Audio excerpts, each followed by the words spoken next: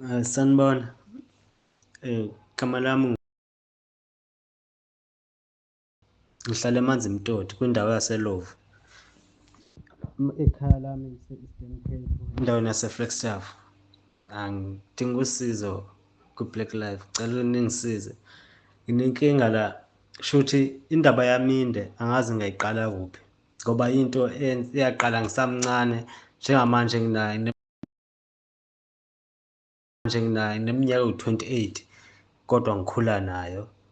Indaba yami ngicabanga ukuthi yaqala mhlawumbe akuno-7 years mawukuthi angiphazami ngoba ngisemncane wangempela.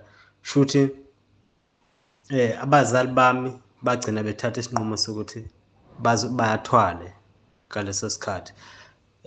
Iplani zawukuthi futhi bathwale ngami ngoba phela imina umfana ekhaya, amantombazane awu-6 kube umfana oyedwa oyimina. Shuthi zebehlela ukuthi bathwale ngami. Angazi kwenzakalani kodwa nje mina la ngabona khona ukuthi khona into engahambi kahle, ngaqala ukubona sengiloko ngishawa, ngiphatheka ngendlela ehlukile kunezinye iy'ngane, nginokuhlukumezeka, ngishawa nje zonke iy'nsuku ngiloko ngishawa. And kunenkulumo ezebeyikhuluma phambi kwami ngendaba ukuthi bey'tshela ukuthi vele ngisamncane, ngokuhamba kwesikhathi ngizobe sengikhohliwe, ey'fana nokuthi bengizwa uma bekhuluma ukuthi ngoba uma wami zezangitshela yena ukuthi angishone angife, bafuna ukuthwala ngoba kusho ukuthi ukungishaya kwabo zakuyindlela ukuthi uma ukuthi uyangishaya uma wami ngizogcina ngishona. Kwasho ukuthi mina angishoni. Bakhuluma-ke nobaba kuthiwa hhayi, kusho ukuthi inyanga, ngazi inyanga yabo noma yini lo muntu ezebeka kuyena, kusho ukuthi waba nako ukuthi kumele baze bacele mawukuthi ngiyanqaba, akwenzeki ngendlela yokuthi ngishone, kumele bakhulume nami ngoba le nto kusho ukuthi ithatha umuntu ovumayo, angazi kanjani. Ngoba wagcina engicela-ke ukuhlalwa nami phansi, besho ukuthi hhayi bafuna ukuba nemali. Ngangisemncane mhlawumbe akuno-7 years, kufuna ukuba nemali, singahlupheki. So bacela mina ukuthi kube yimina ozobamela. Hhayi, kwathi uma befaka indaba yokushona, ngayinqaba-ke mina, ngangumncane vele. Into eyayinginqabisa ingoba ukhona untanga wami ezangifunda naye esikoleni owayesanda kushona ngalezo y'khathi. So ngangiqala futhi mina ukuthi kube nomuntu okuthiwa ushonile omncane. So zangithuke kakhulu ngoba lo mfana eshonile wangumngani wami, naye webule uma wakhe. So uthe uma sengibona ukuthi kusho ukuthi yimina-ke manje osezoshona, ngase ngayivumi-ke leyo ngoba ngangishawa nje kakhulu futhi ngishawa ngendlela ebuhlungu ukuthi nje mawukuthi kusaka kubuchopho ngamane ebusaka. Bazama ukungenela omakhelwane ekukhuleni kwami ngoba bafonela ama-social worker. Khona i-social worker eyafikayo futhi yafike yangibona. Mina zangazi nanokuthi social worker, angibona nje usisi ofikile ekhaya ohleli nabazali bami kwenye indlu. Ngase yangibiza-ke lo sisi lo, wangibingelela, wabona futhi i-behavior yami ukuthi hhayi, angikho happy ngabazali bami, angikwazi ngisho ukusondela eduze kwabo. Akusho ukuthi baze wafikela esinqumeni sokuthi uzongithatha angihambise njenge-social worker ngiyohlala la kuzokuhlala ezinye iy'ngane. Angazi ukuthi kodwa warobheka kanjani kubazali bami ngoba emveni koba efikile abazali bami baye bangiphatha ngendlela ehlukile. Ngathi ngiyabona nginokulo ngibizwa ngiphiwe aboma-R2, sengikwazi ukukhara u-R2 esikoleni, into ebengayijwayele. Sengibona wazi ukuthi sengiyathandwa, kanti vele kwenzela ukuthi lo sisi lo ahlehlise iy'nyawo la. Uma efika abone mina nabazali bami ungazi ukuthi kumnandi, khona ezoqhela angasezi ekhaya ukuzongisheka. Akuthe uma sekwenze kanjalo sengezi, hhayi yaqhubeka imishini ekusho ukuthi vele ibihlezi iplani ukuthi kumele ngife. Kwasho ukuthi angiyingeni-ke leyo. Babona nabo ukuthi hhayi ayilungi le nto, kwagcina kubonakala ukuthi ngoba kusho ukuthi mina nginenkani, kumele kuthwaliswe mina-ke manje ngoba angifuni ukuthwalwe ngami, kuzothwaliswa mina. Lezi zinto izinto bebeyikhuluma futhi uma wami ebesho, ubaba bethi membuza ethi hhayi bo, le nto eyikhuluma phambi kwengane, asho yena athi hhayi bo, iseyingane le mncane, uzothi efika kumnyaka ewu-12 13 uzobe seyikhohlwe yonke lento. Kodwa namanje ngisakwazi ukukhumbula ngoba isizathu esenza ngikhumbule ngoba ngahlukumezeka. Manje into yagcina yenzeka shuthi kule part ukuthi bekumele kushone mina kwagcina kushona yena uma wami futhi uyena owazinikela yena ukuthi waseyashona. Emva kwalapho shuthi kwase ngazi ngichaza kanjani lento. Shuthi emveni kuba uma wami eshonile kwawubaba okushuthi usheka nokuthwala qhubeka-ke futhi emveni kuba kushonile uma uyena ezinesandla esiqine kakhulu. Kwase kuba ngcono kwaba nomehluko mase khona ubaba. Ngiyabona nje mina kuyaphileka kuney'nkomo kufuyiwe zihamba ko-20 something iningi imfuyo kwagcina kukhohleka nalezi zinto lezi ezokuthi bekwenzakalani. Vele uma wangiyekise nesikole-ke ngoba shuthi kwathi esakhona le ndaba yokuthwala yasebenza kodwa kwashuthi izohamba ifuna igazi ekuyilona bekumele beyilami shuthi njengoba zikhona nami ngisaphila imina ebeyilosa ngendaba ukuthi ewangiyekisa isikole ngicathe wangiyekisa ka grade 4. Mina-ke ngoba waze washiya umyalezo ngisho eshonile wathi osisi bami bangangivumeli ngifunde futhi bangingaphathwa kahle ekhaya ngiphathwe kambi ngihlukunyezwe. Leyo nto izinto ey'sho ngikhona osisi bami bona bebesebebadala mina bengumncane kodwa uma ngithi ngiyabheka bona leyo nto abayazi noma sebeyikhohliwe njengoba mina ngayikhohlwanga ngoba vele zayenzekala kumina bona zakumnandi kubona ngoba bebona bethandwa wena abazali. So mina ezangizibona ngingathandwa noma ngiphatheka ngendlela engekho kahle leyo nto ihleli kumina. Shuthi ekuhambeni kwesikhathi kubaba izinto zihamba kahle ekhaya futhi nami sengigcine ngikhohlwa ile ndaba kanti nami ngikhona kulesithwalo sababa. Ngoba uhambile isikhathi uthe ubaba mesezoshona-ke 2019 mesezoshona wangibiza mina naye besingatholani kahle hle sukela nje ngangiphathe ngale ndlela. So nala kuhambeni kwesikhathi mina naye besingakwazi ukuthi sixoxe bengumuntu nje mengena endlini ngiyaphuma mina yabo nje bekuphilwa leyo mpilo kodwa benginazo izinsolo zokuthi mhlawumbe ubaba uyathakatha uthwele. Isizathu esenza ngisole lezi zinto beke ngibone ebenendlela abehave ngayo esolwa yimina kuphela ekhaya. Abanye nje bona bazi ukuthi mina ngiyingane engezwa ingane engathandwa abazali. So ayikho into abakwazi ukuyibona enye mina ngiyakwazi ukumbona futhi igazi lami nelakho baba alishayisani ngale ndlela leyo ukuthi angizenzisi nami ngoba kokunye beke ngibone ikhona la kwafi kunobaba wefamily ebejwayele ukuya ekhaya ukuvakasha khona la wathi efika khona lo baba uvala umnyango wangena endlini kababa wabe sebevala umnyango kusho ukuthi bawu2 ngaphakathi. And mina lapho kwaba nomqondo othi ikhona into wrong eyenzakalayo lapha. Mina ngase ngihlala ngaphandle komnyango ekhishini kwindlu eyikhishi ekhaya ngaphumela ngaba ngaphandle abanye bangaphakathi endlini.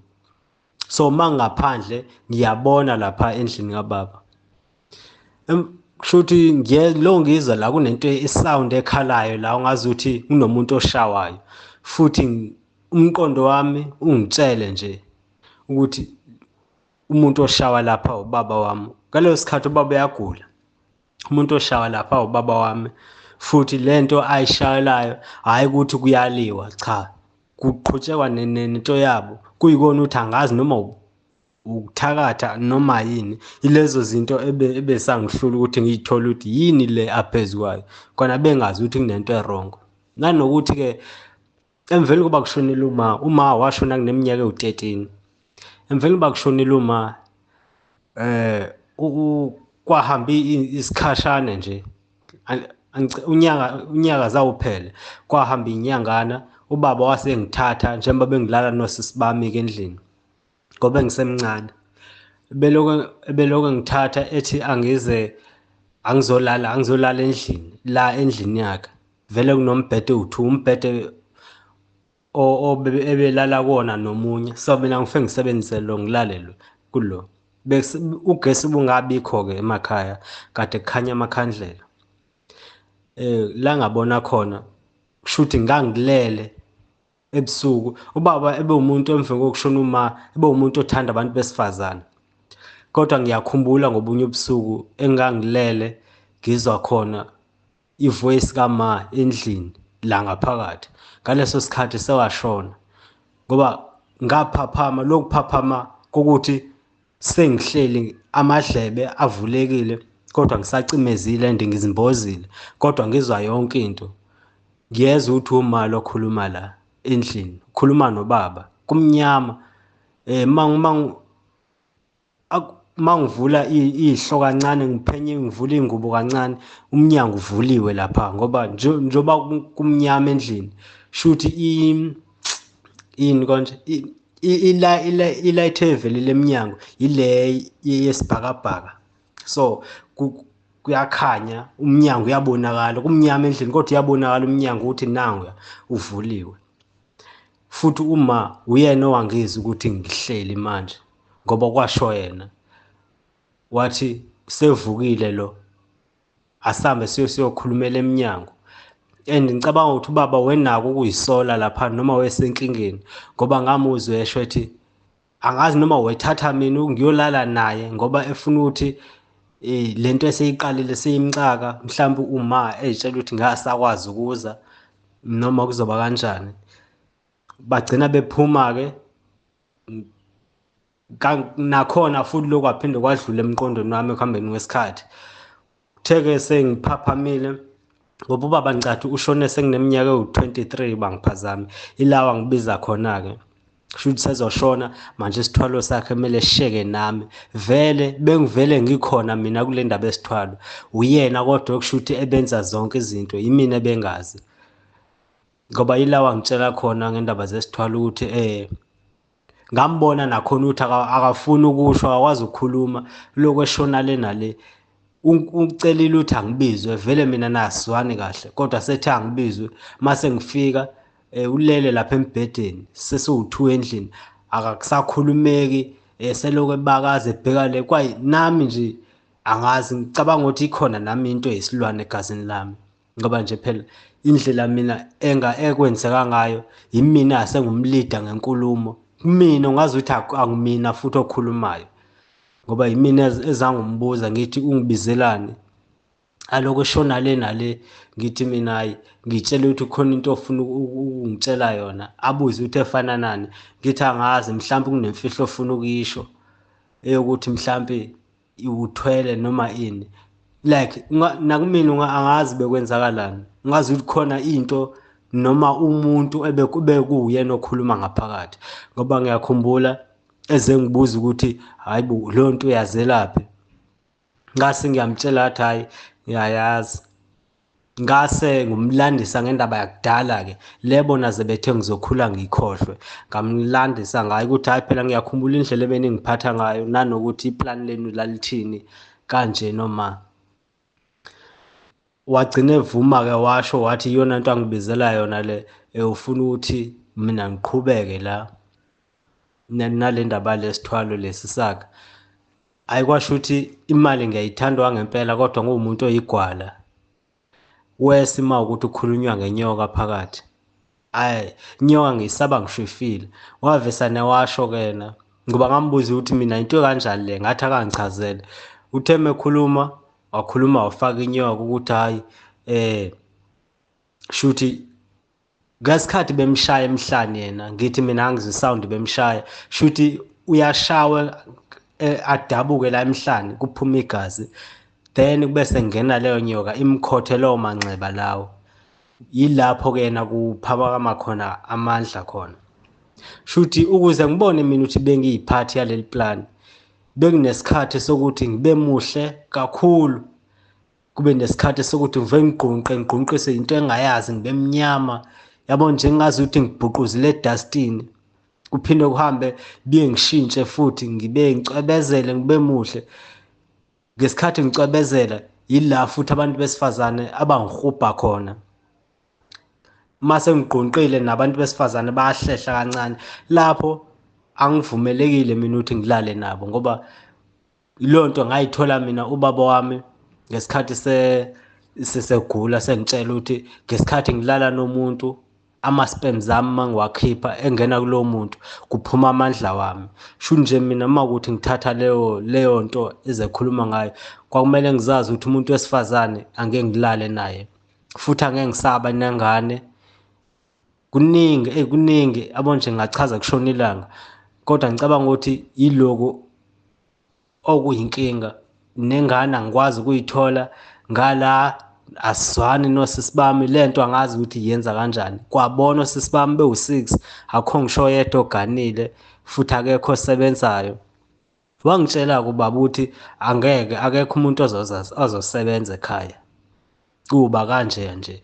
Sho nje manje kwanami akuhlangani, ngiyabamba ngiyayeka, akukho okulungayo. Ngala iy'ngane angiy'tholi, yabo nje into zami ziyancikisela kakhulu. Bengajabula uma ngangisiza, ngiyanicela bafethu, uma ikhona indlela cela ukuthi ningisize. Kona ngiyakhumbula kancane ngisamncane ngishawa iy'nhlanga mina bengicaba. Ngicabanga ukuthi ukufakwa mina leyo nto ngafakwa ngey'nhlanga bangicaba. Ngiyabonga.